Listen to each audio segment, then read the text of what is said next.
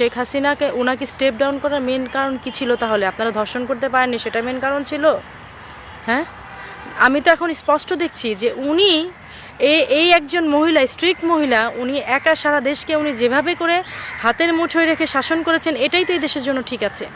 খালি খালি আমরা বলছি উনি ফ্যাসিস্ট। এই দেশের জনগণ, এই দেশের যে পুরুষতান্ত্রিক আপনাদের যে অন্যায়, আপনাদের যে কুরুচি, এই এক মহিলার ভয়ে যে আপনারা সবাই লুকিয়েছিলেন, এটাই তো ঠিক ছিল। আমি দেখছি ঠিক ছিল। আমার কাছে তো মনে হলো যে এখন সবাই যেমন বলছে আগেই তো ভালো ছিলাম, এটাই তো ঠিক ছিল। কি করছেন কি আপনারা? শিয়ালের দলের মতো এই সরকারকে পতন করে আপনারা জেল নাই, হাজত নেই, প্রত্যেককে ছেড়ে দিচ্ছেন। প্রত্যেককে আপনারা দেখছেন না পর্যন্ত যে তার কী ক্রাইম ছিল, তার হচ্ছে আগের ক্রাইমের রিভিউ কি ছিল, তার হচ্ছে বিফোর শয়তানের মতো লুকানো ছিল জেল হাজতে।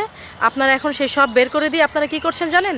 লোকালয়ে শিয়াল ছেড়ে দিয়ে আপনারা হচ্ছে মানুষের নিরাপত্তা খুঁজছে। আপনি লোকালয়ে মানুষ খেকো শিয়াল ছেড়ে দিয়ে, নোংরা হায়না ছেড়ে দিয়ে আপনারা বলছেন মানুষের নিরাপত্তার কথা। সেটা কি আদৌ সম্ভব? এটা আপনাদের কাছে আমার প্রশ্ন। এবং সর্বোপরি নিরাপত্তার যে বিষয়টা, কেন আসিয়া আজকে এভাবে করে রেপ হবে?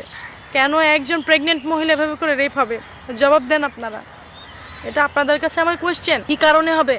এত বছর তো এভাবে করে হয়নি, হয়েছে একটা দুটা হলে সেটার জন্য স্টেপ নেওয়া হয়েছে। প্রাইম মিনিস্টার ছিলেন শেখ হাসিনা, উনি অনেক সাহসী মহিলা ছিলেন। আমার কাছে তো এখন মনে হচ্ছে যে কিছু মানুষ যেমন ভেতরে ভেতরে আসলে অনেক কিছু রেখে দেয়, কষ্টও নিজে হজম করে কিন্তু অন্য কাউকে পরিবারে বুঝতে দেয় না, এরকম অনেক মানুষ আছে। উনি এই দেশের জন্য ঠিক ওরকমই একজন মহিলা ছিলেন, ওরকমই একজন সরকার ছিলেন, যিনি ভেতর ভেতর কষ্ট পেয়েও আমাদের হয়তো বিষয়গুলি জানান নাই। আমরা ভেতর বাইরে থেকে আমরা খারাপ মনে করছি, কেন অমুককে ফাঁসি দিয়েছে, কেন অমুককে সে কারাগারে পুরে রেখেছে, কেন অমুককে সে তার এই স্টেপিং করছে, কেন যাবজ্জীবন সাজা হচ্ছে।